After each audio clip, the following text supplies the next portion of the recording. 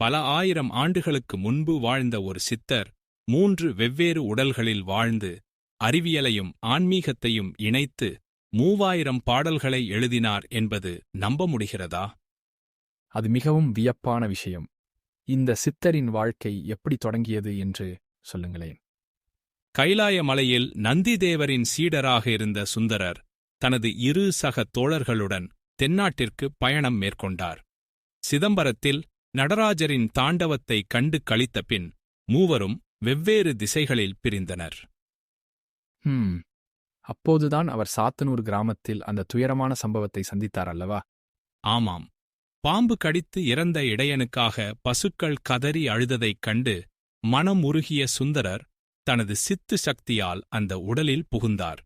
ஆனால் இதுதான் முக்கியமான திருப்பம்தான். மறைத்து வைத்த தனது அசல் உடல் காணாமல் போனது.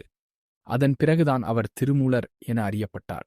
திருவாடுதுறையில் ஒவ்வொரு ஆண்டும் ஒரு பாடல் வீதம் 3000 ஆண்டுகள் பாடினார் என்பது எவ்வளவு அற்புதமானது!